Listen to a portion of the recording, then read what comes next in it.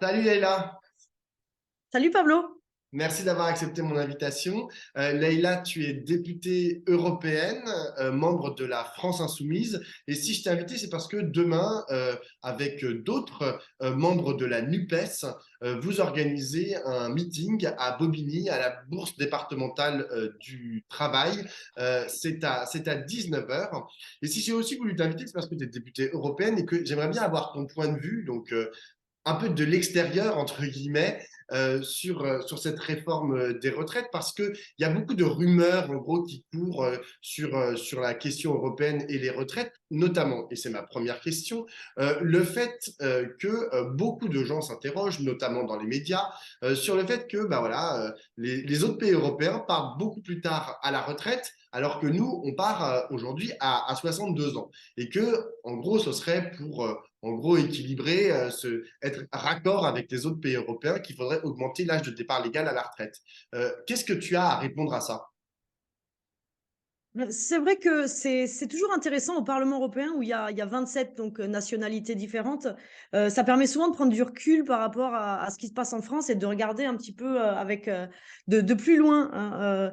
Là, d'abord, sur la mobilisation sur les retraites, hein, pour commencer par là, je dois dire que je suis très, très, très, très fière de ce qui est en train de se passer en France et que ça suscite beaucoup de respect et d'admiration, surtout enfin, de la part de nos collègues. Alors, tu sais, on est dans un groupe au Parlement européen où il y a des Danois, des Allemands, des Portugais, des Espagnols, des Grecs, enfin tout un tas de nationalités.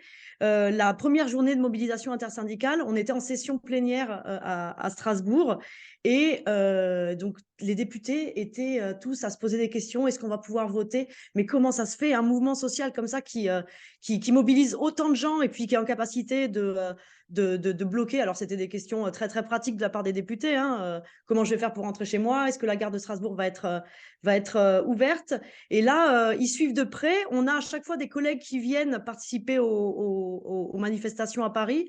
Là, on était en train de faire le tour d'ailleurs avec mon équipe des différentes délégations de notre groupe pour voir qui viendrait lors du 7 mars pour constituer une délégation à Paris. Moi, ce que j'entends beaucoup, c'est ne lâchez rien. Alors, effectivement, quand on regarde l'ensemble des pays de l'Union européenne, on est plutôt la France, on est dans les pays où l'âge de départ à la retraite est le plus bas, où on part le plus tôt à la retraite, où l'âge légal de départ à la retraite est le plus bas. Pour autant, moi, ce que j'entends de la part des collègues de toute l'Union européenne, j'ai jamais entendu une seule fois, il faut que vous allez vous aligner sur nous, c'est dégueulasse, on est tous dans l'Union européenne, donc il n'y a pas de raison que nous, on parte à 67 ans et que vous partiez à 62 ans, il faut un peu reporter l'âge de départ à la retraite. Jamais une seule fois j'ai entendu ça. Par contre, ce que j'ai entendu, c'est ne vous faites pas avoir comme nous, on s'est fait avoir. Et ce que j'ai entendu, c'est la France, et pour reprendre les mots de ma collègue Oslem de Mirel, qui est de Die Linke, qui est une Allemande, qui me disait, avec beaucoup d'émotion d'ailleurs, nous, on s'est fait avoir, on a eu un report de l'âge de départ à la retraite à 67 ans, les Allemands ont un âge légal, parce qu'on va voir qu'il y a une différence entre âge légal et l'âge auquel les retraités, les gens partent à la retraite.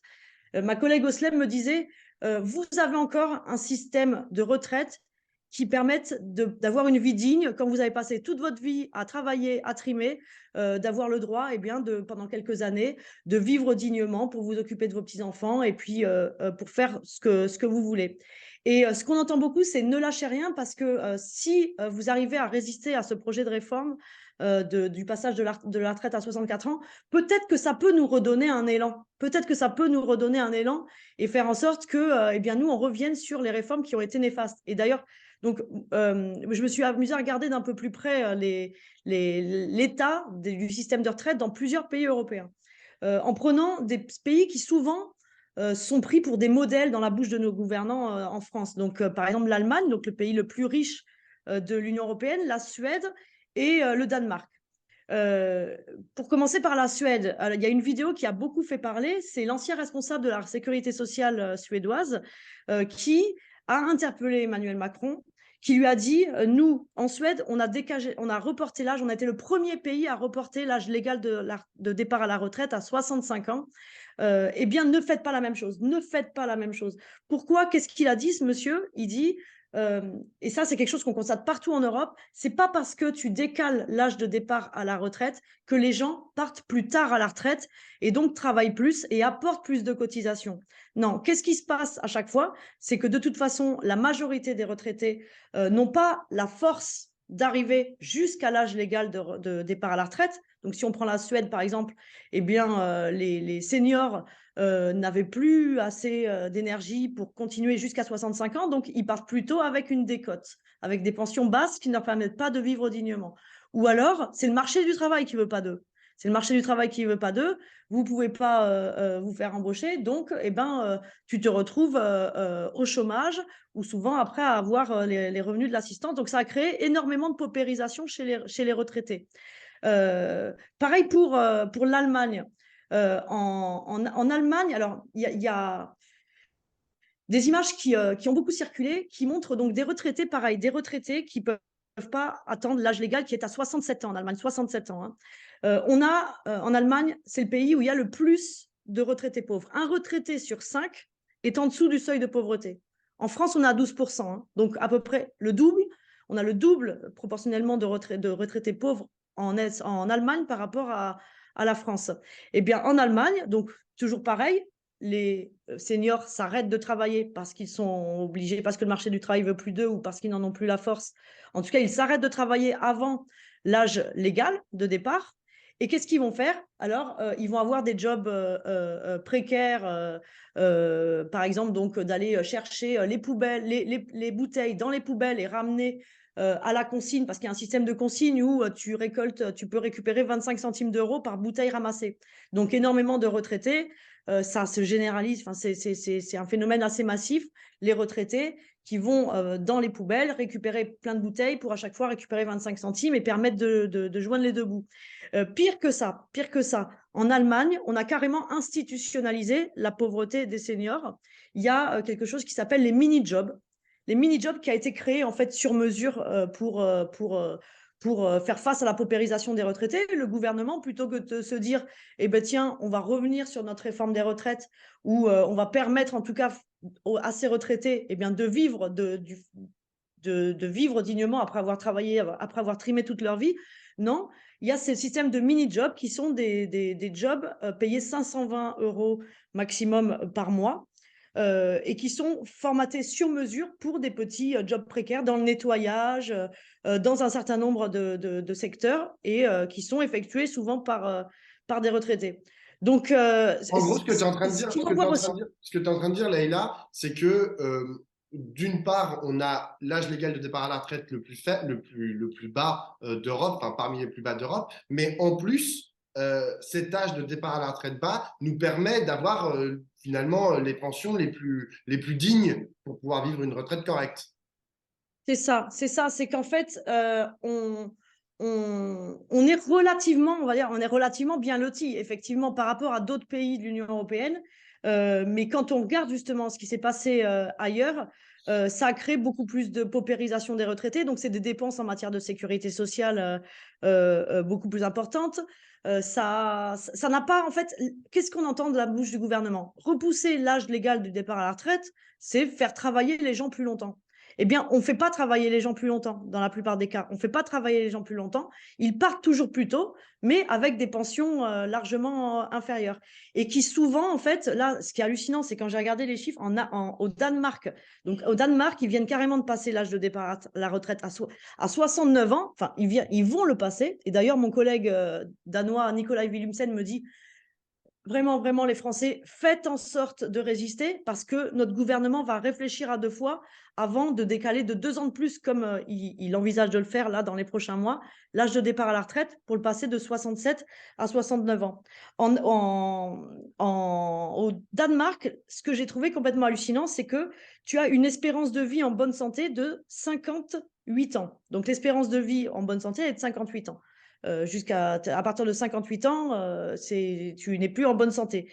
Alors que l'âge de départ à la retraite, lui, arrive 10 ans plus tard. Donc ça veut dire qu'un gouvernement assume de faire travailler les gens alors même qu'ils ne sont plus en bonne santé.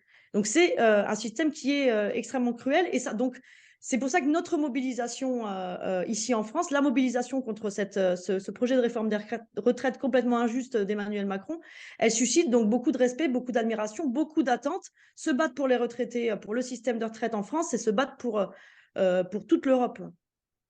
Autre question et autre fantasme qui revient souvent dans la bouche des gens qui sont pour la réforme, qui défendent la réforme, c'est le fait que finalement, cette réforme, elle serait en quelque sorte imposée par les règles de l'Union européenne, par la Commission européenne. C'est assez fou. L'autre fois, j'étais face à Hervé Morin, donc le président les centristes de la région Normandie, qui est plutôt favorable à la réforme, même s'il comprend, comme tout le monde, ce qui se passe dans la rue. Et lui, il disait, oui, c'est un signal qu'on enverra à l'Union européenne pour dire que voilà, on est un bon élève sur les questions économiques et budgétaires. Qu'est-ce que tu as à répondre à ça? Est-ce que c'est vraiment de la faute de l'Union européenne? Alors, oui et non. D'abord, c'est facile de se défausser sur l'Union européenne quand on est un chef du gouvernement, un chef d'État en France. Mais c'est pas la première fois. Les retraites, c'est pas la première fois qu'on entend. On entendait déjà François Hollande nous expliquer, oui, mais j'avais toutes les meilleures intentions du monde pour mettre en place un programme social, mais j'ai pas pu parce que c'est la faute à Bruxelles. Il y a des dogmes dans l'Union européenne. Moi, je les constate, ces dogmes, depuis que je suis élue au Parlement européen en 2019. À la base, l'Union européenne, elle a été construite avec l'objectif de réaliser le marché, un marché intérieur. Et ce dogme du marché, donc, il est basé sur la concurrence libre et non faussée, le fait que ce qui compte avant tout, c'est la concurrence, et donc, par exemple, que les États ne doivent pas trop apporter d'aide au secteur privé, ne doivent pas trop investir à partir du moment où il y aurait le risque d'une concurrence déloyale par rapport au marché privé. C'est par exemple les Pays-Bas, il y a quelques années, ont été sanctionnés parce qu'ils avaient décidé d'investir massivement dans le logement public. Et donc, on leur a dit, attention, non, non, vous faites concurrence au marché immobilier. Donc, il y a ces dogmes-là. D'abord, ce que je veux dire, c'est que moi, ce que je constate depuis 2019, c'est que ces dogmes, ils bougent. Il y a eu des crises, donc d'abord la crise du Covid, ensuite la guerre en Ukraine, ce qui fait que tout d'un coup, on s'est rendu compte que bien des règles qui paraissaient gravées dans le marbre, par exemple les fameux 3%. Tu sais, quand tu es un État membre de l'Union européenne, tu t'engages à ne pas aller au-delà de 3% de déficit.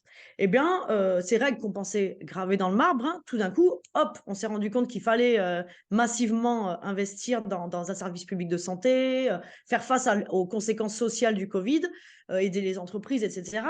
Et que tout d'un coup, hop, les 3%, ils ont sauté, on les oublie. Et donc, si on arrive à les oublier parce qu'il faut remédier à la crise du Covid, ça permet de faire bouger les lignes culturellement. Là, récemment, on est dans un débat, du coup, je fais un petit aparté, mais sur les États-Unis ont lancé un Inflation Reduction Act. Ils ont dit, oulala, face à l'inflation, on va aider massivement nos entreprises, on va prioriser le acheter Made in America sur les marchés publics.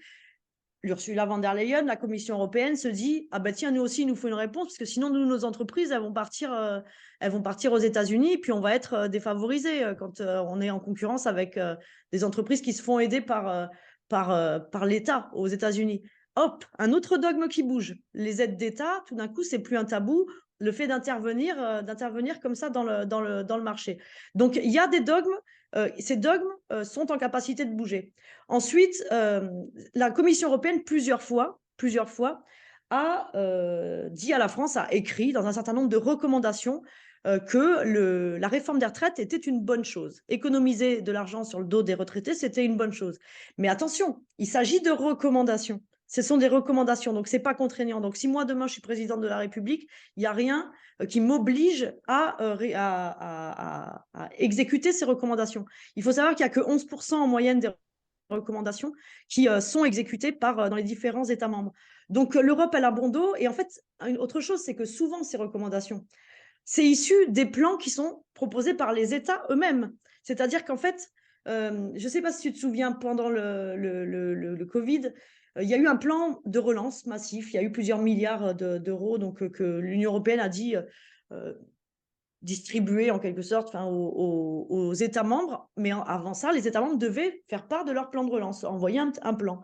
Et dans ce plan, Macron, quand il a écrit à la Commission européenne, il a mis eh bien, voilà, regardez, pour vous montrer que je suis un bon élève, je vais réduire, je vais économiser de l'argent en réformant le système de retraite. L'Union européenne, ensuite, dans ses recommandations, étant donné, elle a repris tout simplement ce que Macron lui avait déjà écrit pour dire, ah bah tiens, justement, la réforme des retraites dont vous m'aviez déjà parlé, c'est une bonne idée. En fait, c'est un peu comme si, imagine, quelqu'un qui adore le chocolat. En fait, j'adore le chocolat. J'adore le chocolat. Je t'invite, enfin, on va faire un goûter, là. Je te dis samedi, on va faire un goûter. Et toi, tu me dis, bah, je vais te ramener un énorme gâteau au chocolat.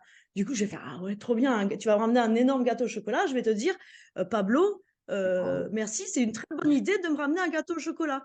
Mais en fait, si ça se trouve, toi, tu peux me ramener un gâteau au gingembre que je connais pas, je sais pas, j'ai jamais goûté. Peut-être que je vais apprécier aussi. Et si tu m'avais pas parlé du gâteau au chocolat, d'ailleurs, je t'aurais pas demandé le gâteau au chocolat. C'est un peu ça la Commission européenne, tu vois. C'est pour voilà.